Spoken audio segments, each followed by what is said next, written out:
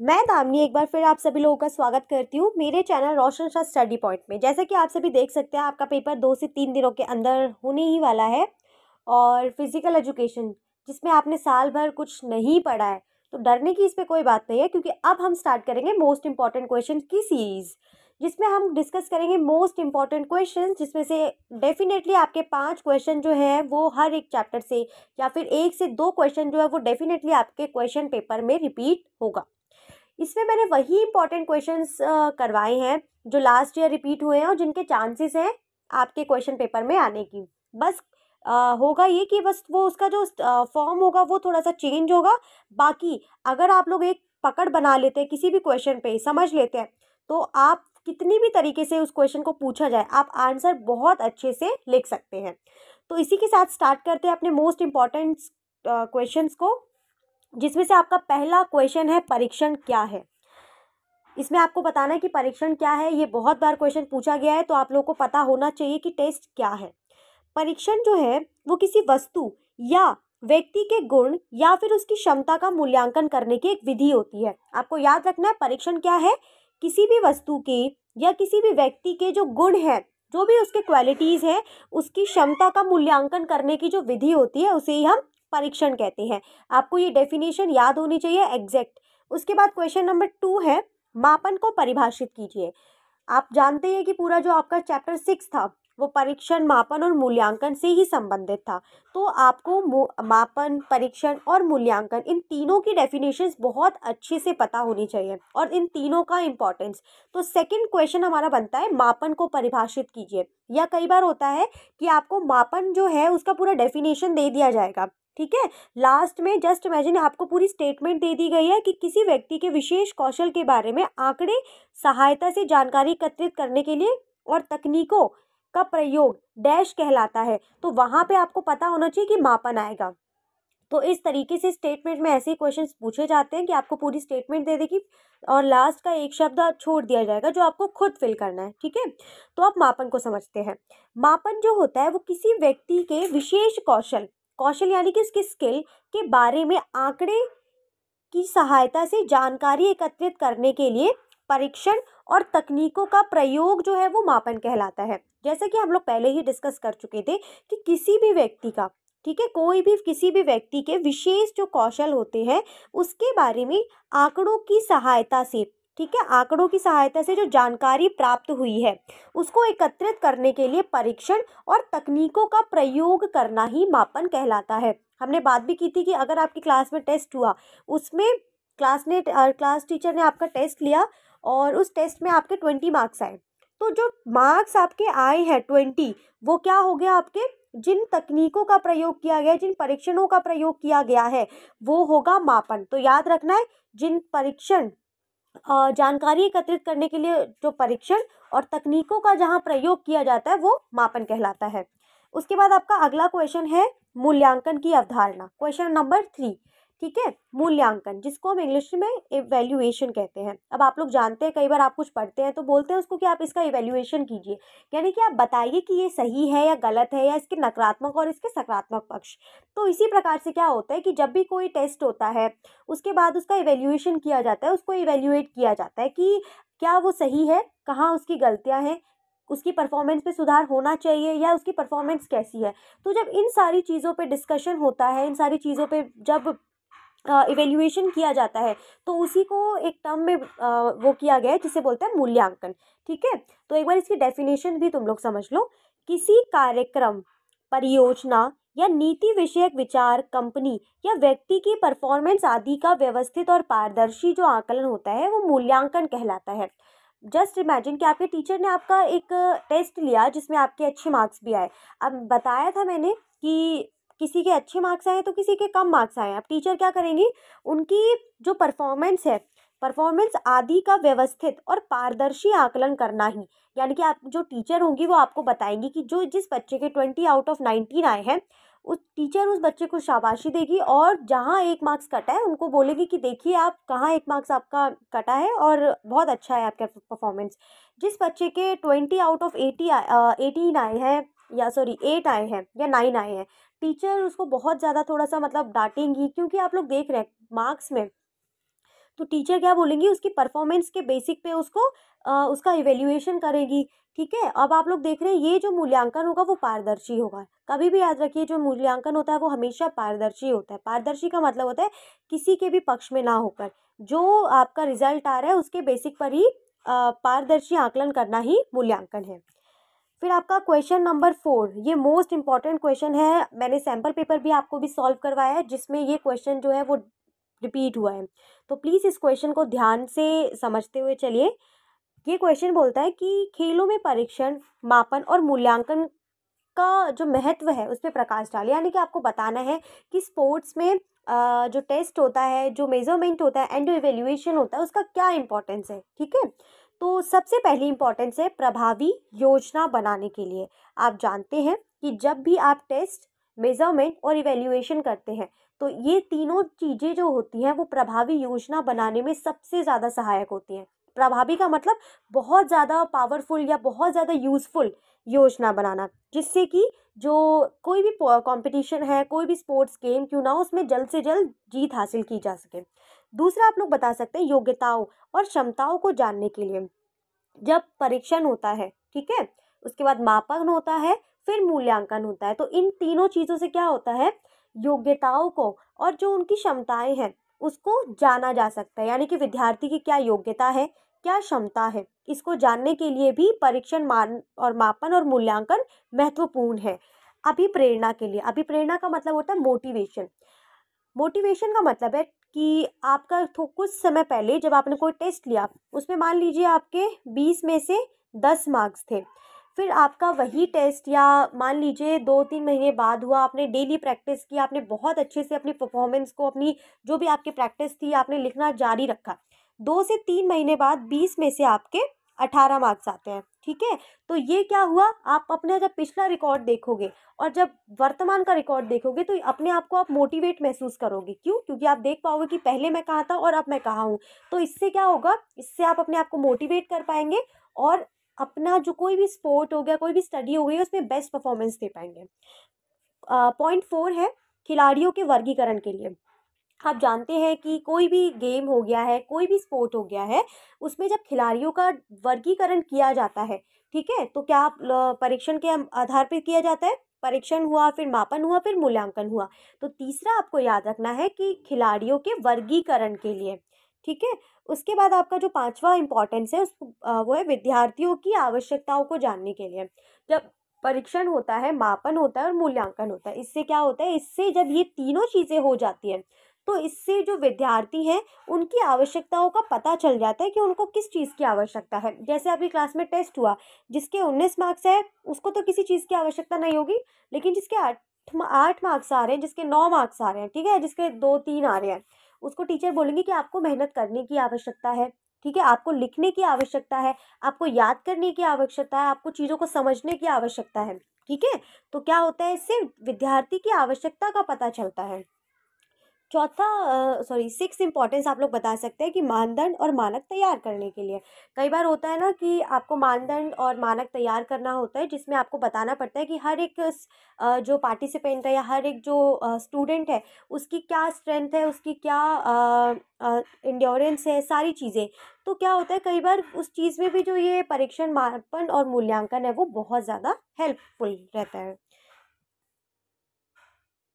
तो अब आपका अगला क्वेश्चन है एंथ्रोपोमेट्रिक टेस्ट।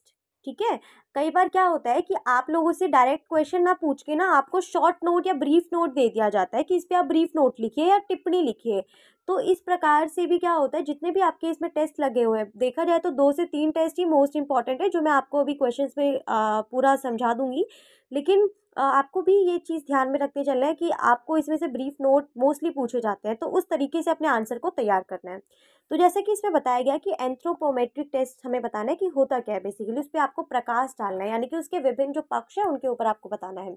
तो एंथ्रोपोमेट्रिक टेस्ट जो होता है वो खिलाड़ी की शारीरिक संरचना, जैसे शरीर की ऊंचाई, ठीक है, शरीर का भार, हड्डियों की लंबाई, और शरीर का भार, शरीर का मास इत्यादि को मापने के लिए किया जाता है।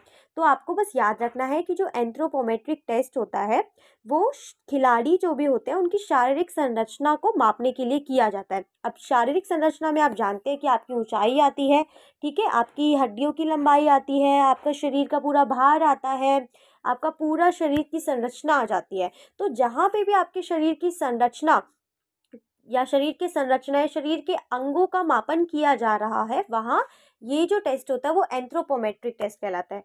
अब इसके क्या होता है कि एंथ्रोपोमेट्रिक टेस्ट के द्वारा जो प्रशिक्षक होते हैं, यानी कि जो टीचर होते हैं, जो ट्रेनीज होते हैं, ठीक है, उनको खिलाड़ी के लिए उस खेल का निर्धारण करने में बहुत ही ज़्यादा सहायता मिलती है, जिसमें विद्यार्थी के सफल होने की जो संभावना है वो सबसे अधिक होती है। यानी कि इस परीक्षण के माध्यम से जो प्रशिक्षक होते हैं उनको बहुत ही ज़्यादा हेल्प मिलती है, क्योंकि इससे वो निर्धारण कर पाते हैं कि किस विद्यार्थी के लिए कौन सा गेम जो है वो बेस्ट है। उदाहरण के लिए अगर हम बात करें तो जो कुश्ती जैसी स्पर्धाओं में अधिक फ़ायदा होगा, यानी कि अगर हम बात करें अधिक मांसपेशीय क्षमता वाले जो एथलीट होते हैं उनको वेट लिफ्टिंग और कुश्ती या फिर बॉक्सिंग जैसी स्पर्धाओं में अधिक फ़ायदा होगा। तो आपको बस मोटे तौर पे याद रखना है कि एंथ्रोपोमेट्रिक टेस्ट जो होता है वो शारीरिक संरचना का मापन करता है। इसके अलावा ये जो टेस्ट होता है वो प्रशिक्षकों के लिए काफ़ी ज़्यादा, प्रशिक्षकों को खिलाड़ी की परफॉर्मेंस के लिए और खिलाड़ी के लिए खेल निर्धारण करने में भी सहायता करता है, जिससे और इस टेस्ट के माध्यम से क्या होता है कि जो विद्यार्थी होते हैं उनको ऐसे खेल का चुनाव करवाया जाता है जिसमें वो सफल हो सके, ठीक है, जैसे जिसकी मांसपेशीय क्षमता अधिक होगी, ठीक है, उसके लिए बॉक्सिंग बेस्ट है, वेट लिफ्टिंग बेस्ट है, कुश्ती बेस्ट है।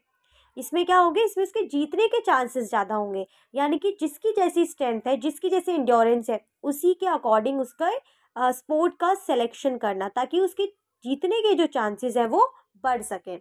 तो ये होता है एंथ्रोपोमेट्रिक टेस्ट।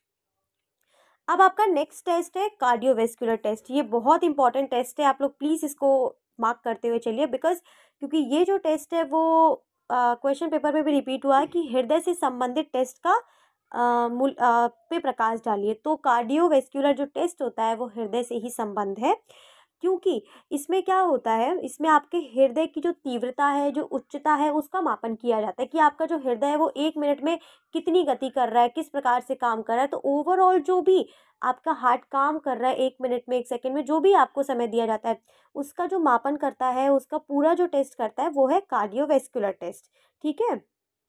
इसके अलावा इस परीक्षण से हृदय, फेफड़े, अंगों की कसरत के दौरान ऑक्सीजन का उपयोग, परिवहन और उपयोग करने की क्षमता को मापा जा सकता है। तो कार्डियोवेस्कुलर टेस्ट जो होता है वो आपके हृदय की क्षमता को मापने के लिए किया जाता है, उसकी गतिविधि को मापने के लिए किया जाता है।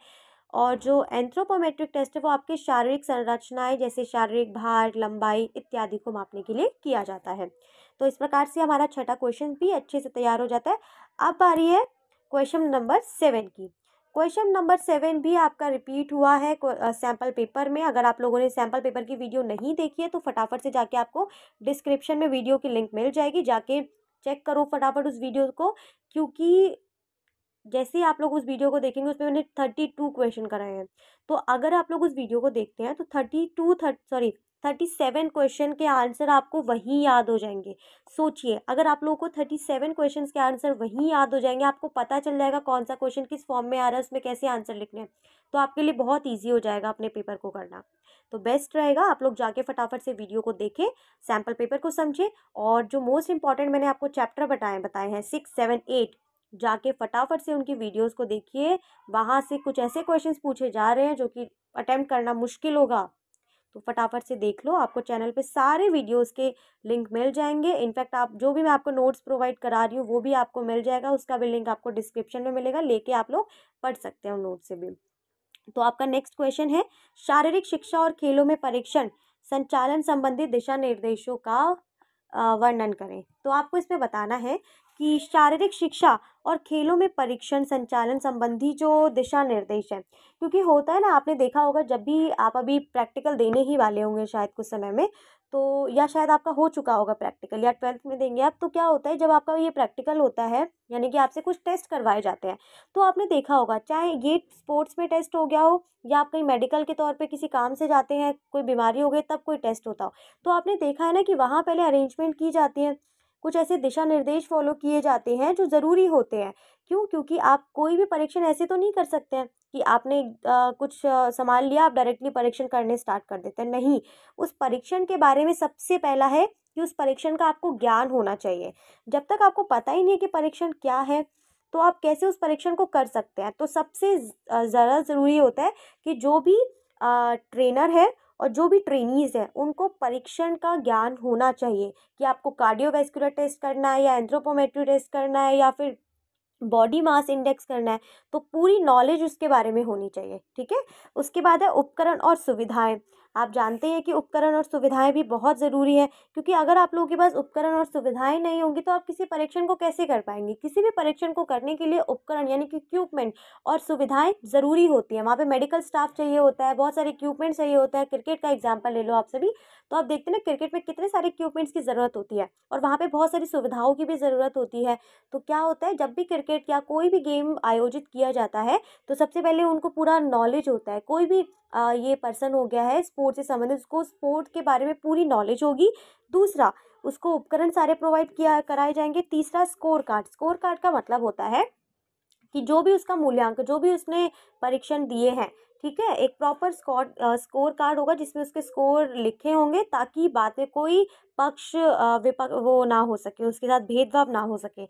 इसके अलावा परीक्षण क्षेत्र, प्रॉपर एक परीक्षण क्षेत्र होना चाहिए कि यहाँ हमें इस क्षेत्र में क्या करवाना है, परीक्षण करवाना है, ताकि कोई किसी भी समय, क्योंकि कई बार होता है कि हम परीक्षण करने तो लग जाते हैं बट हमें पता ही नहीं होता कि हमें करना कहाँ है। तो क्या करना है, सबसे पहले फोर्थ आप लोग बता सकते हैं, परीक्षण क्षेत्र जो है वो निश्चित होना चाहिए कि कहाँ पे परीक्षण या टेस्ट करना है। फिर छठा है संचालन प्रक्रिया। संचालन प्रक्रिया बहुत अच्छी होनी चाहिए, यानी कि उसमें जो भी आपका ये पूरे टेस्ट करवाने वाला है, उसको जो भी संचालन प्रक्रिया होगी, जो देखने वाला है, सारे इक्विपमेंट्स वाले लाने वाला है, वो प्रक्रिया बहुत अच्छे से होनी चाहिए। छठा बोल सकते हैं शिक्षकों का प्रशिक्षण, यानी कि ऐसे शिक्षकों को लिया जाना चाहिए प्रशिक्षण उसमें टेस्ट में, जो खुद प्रशिक्षित हो। प्रशिक्षित यानी कि जिनको पता हो कि कौन सा टेस्ट करवाना है, कैसे करवाना है, क्या इक्विपमेंट लगेंगे, क्या एरिया होगा उसके लिए, किस प्रकार की भूमि की ज़रूरत पड़ेगी, ओवरऑल उस स्पोर्ट्स के बारे में, ठीक है, या उस टेस्ट के बारे में। तो ये सभी के सभी जो पॉइंट हैं वो आएंगे शारीरिक शिक्षा और खेलों में परीक्षण संचालन जो संबंधित दिशा निर्देश होते हैं, ठीक है। तो ये सभी पॉइंट्स जो है वो मोस्ट इंपॉर्टेंट है। आप लोग प्लीज़ इसको नोट डाउन कर रहे हैं, स्क्रीनशॉट लेके अपने पास इसको सेव कर सकते हैं। इसी के साथ हमारे चैप्टर 7 के जो 6 चैप्टर के मोस्ट इंपॉर्टेंट क्वेश्चंस जो है वो डिस्कस हो चुके हैं ऑलमोस्ट। और आप लोगों को कोई भी ऐसा क्वेश्चन लग रहा है जो मैं छूटा है, हालांकि कोई क्वेश्चन ऐसा नहीं है जो मैंने छोड़ा, और मोस्ट इंपॉर्टेंट क्वेश्चंस में थे जो मैंने आपको वो कराया, वो सारा वीडियो मैंने ऑलरेडी बहुत अच्छे से समझाया था, तो आप लोग वहाँ जाके समझ सकते हैं। फिर ये चैप्टर की वीडियो देखें तो आपको काफ़ी हद तक बहुत हेल्प मिलेगी। मैं मिलती हूँ आपको नई दूसरी वीडियो में। अभी के लिए शुभ रात्रि।